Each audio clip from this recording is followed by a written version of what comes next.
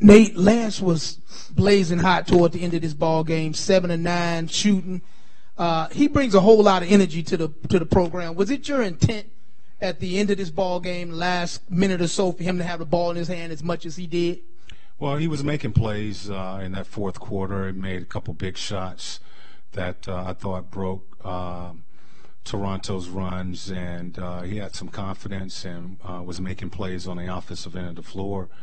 And, of course, we just put the ball in his hands. I thought, he did a good job of, putting the ball in the basket. He was shooting the ball with confidence, and really, I thought was the difference in this game.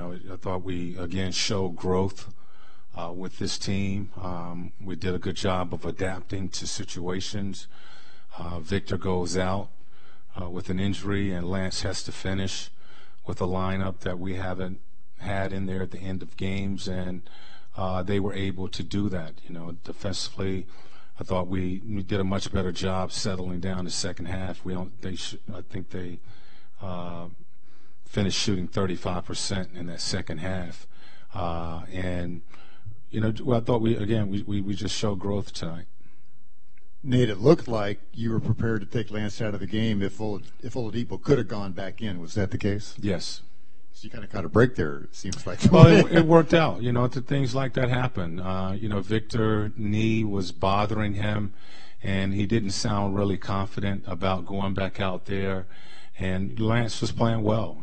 So I just said, look, we're gonna finish with Lance and sit you out. And Lance did a good job of finishing, down the stretch. Did Oladipo want to go back in? Was he telling you? He did, but he didn't sound confident. He really felt that it was sore and said, he wanted to give it a try. And, Lance was playing good basketball, and I just, felt at that time that, look, I got to make this decision for him, and decided to stay with Lance and, let him try to finish with the group that we had on the floor. We talked before the game about Bogdanovich's defense, and he did a job on DeRozan tonight, and a couple of the baskets DeRozan got late were really against him.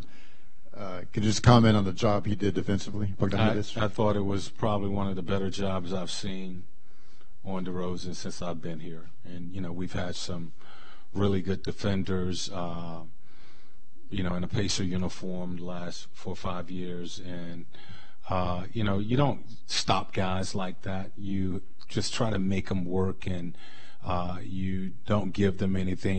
With DeRozan, you try to stay in front of him, contest his shot and keep him off the free throw line, which is what Bojan did. He just worked his behind off to make him work to catch. Did a good job of squaring his shoulder, containing, and not, sending him to the free throw line.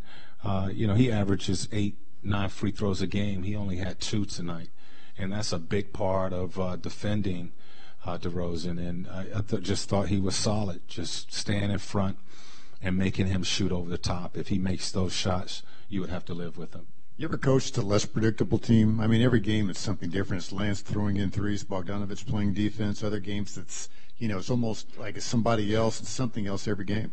Well, it's the season for that, because we just don't know what we have with this group, and they continue to play hard. They continue to show growth.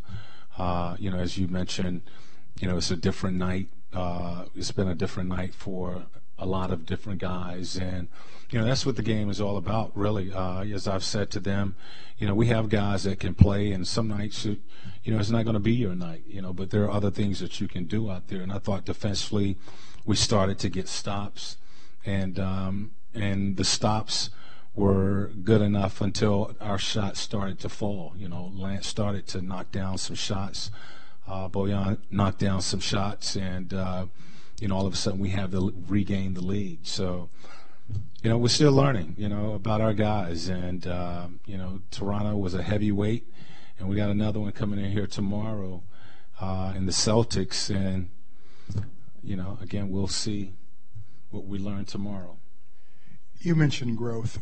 When a game's at the end there and things are starting to slip sideways a little bit, and you find a way then to retrieve it and save and win at the end. How important is that to a team's career? I think it's very important. It shows the growth. I think it gives them confidence.